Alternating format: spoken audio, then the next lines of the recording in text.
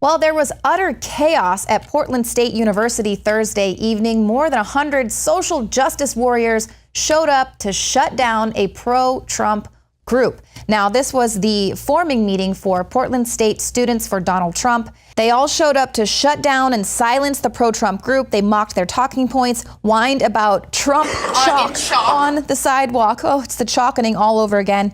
And then they were also issuing threats to shut down any future meetings if the group dared try to assemble in the future.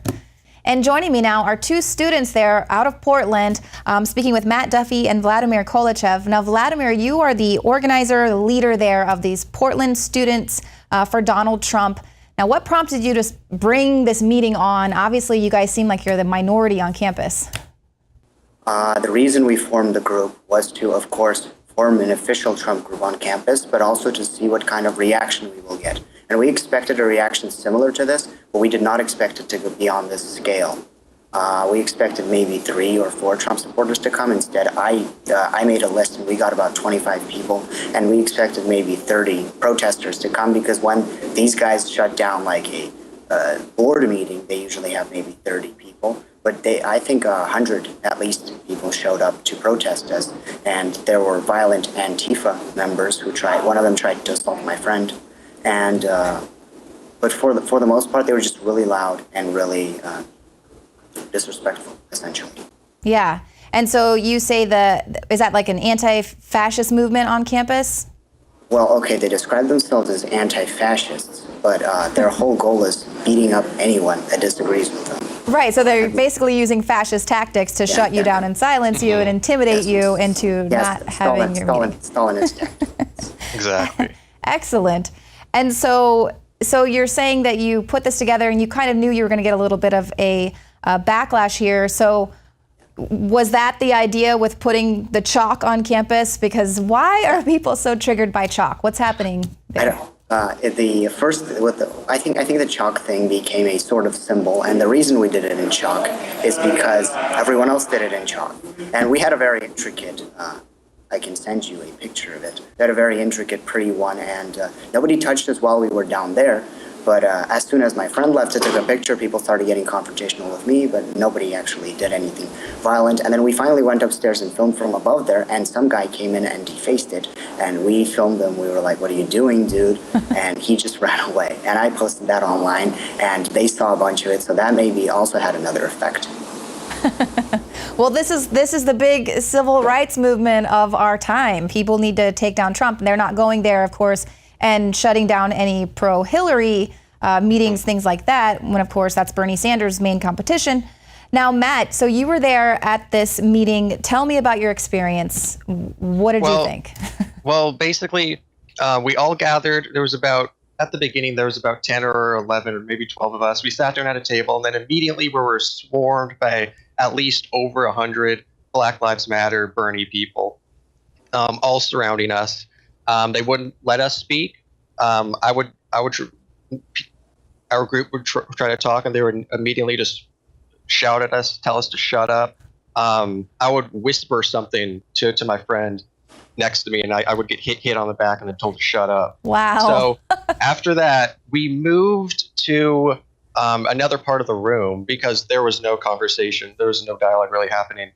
We moved to another part of the room where we had some really good dialogue amongst about 5 or 6 Trump people and 3 or 4 Bernie people. And then the Black Lives Matter people surrounded us again, and then they tightly enclosed around us. And then me and my friend were physically assaulted. We were shoved, pushed, and there's video of that online. And then my friend's hat was stolen from him and then thrown across the room. So that's the tolerant liberals right there. So they scream tolerance, yet they are the most intolerant people. And they were all blatantly anti-white, hated white people. Their main argument was, well, because you're white, that means you're racist because your ancestors, killed natives and, did all this stuff. It's like, well, so I'm basically being held accountable for things my ancestors may or may not have done. Right. Which is just completely ridiculous. Right. And of course, slavery has only happened here in the United States of America. Exactly. And let's just go ahead and rewrite history so that it suits the present day people who are clearly being programmed there on campus, but are under the impression that this is a totally authentic revolution that is happening right now. Now, and they seem to forget that white people ended slavery in America. Yeah, they seem to forget that. And it was predominantly white Christians, and it was white Christians who said, "Why don't we end it around the globe?" Yeah, worldwide, in fact. Exactly. But no, and yeah, you sound racist. Oh well, hey, listen. Facts are racist, Matt. Exactly. They were just throwing the label of racist at us, and we didn't grovel to them. We didn't bow down.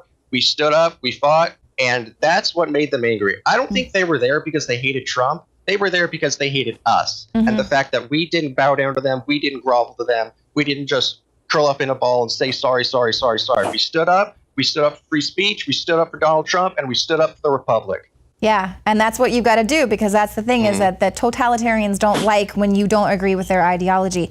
Now, Vladimir, so the rumor was that the police were called, but they didn't show up, or what? So what? Yes. So when the anti-fascist guy jumped on the table and tried to assault my friend, I went down to another building and asked them to give us the number of the campus security. And when I did get that number, a bunch of, so I called them and they said they sent somebody down, but I saw no one in like uniform. Maybe they sent someone who was plainclothes, so I can't really say that they didn't come, but there's no evidence that they did come either. And so I have no clue.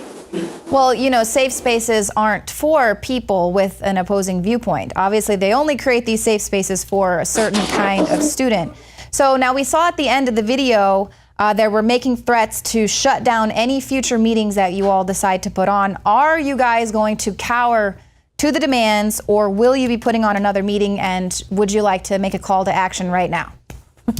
I don't know how soon we can have another. We should have another meeting. I mean, we're all students. We have studies and all of that. But I think maybe within a month. And I've had people message me up and say that they're going to come to the next one. So if everyone comes again, we might have 50 people. I think it's very, very infective. The fact that if you stand up for your beliefs, other people who are less confident, they stand up for their beliefs as well. And these guys aren't going to increase. They're pretty much, their utility is gone. They're not going to increase in size. Right. Well, and so that's the issue with it there, is that you can't really fight those people with, you have to fight them with facts, and the only thing that they have to retaliate with is authoritarianism, intimidation tactics, and violent threats. And it's great that you guys got all of this on video, because it puts it virally out there that this is the tactic that they're using. They're saying that you guys are racist and violent in this, but then it's right there captured on camera. Exactly. You're just trying to have a nice dialogue. Well, so tell me, how can people get in touch with your group? Well, they can contact our Facebook page, or they can contact me, or just contact the Facebook page. Simple as that. Portland State Students for Donald Trump. Yes. Awesome. And I'll be making people moderators, so we can have, it's hard for me and my friend to do it by ourselves. So I added Matt as a moderator now. Well, we got about a minute left, Matt. And do you guys have anything to say to any people out there who might be afraid to stand up on their campus for fear of the same type of retaliation? Well, look, you just have to use, their arguments can be easily broken apart with basic logic. They said, because I'm white, that means I'm racist, and my ancestors were racist, and I need to be held accountable for that. Well, Bernie Sanders is white. Why aren't they holding him accountable? So just use basic logic, and it feels good. It felt really good, being outnumbered, 15-1, maybe 12-1, something like that. Completely outnumbered, and it felt good raising my hand saying, yes, I support Donald Trump. It feels good to stand up. And another aspect of this is you can easily predict their arguments. I was saying something, and this girl wanted to ask me a question, and she actually got shut down by her own leftists. I was like, well, I know what you're going to say, and I guessed it. She was very surprised that I knew exactly what she was going to say.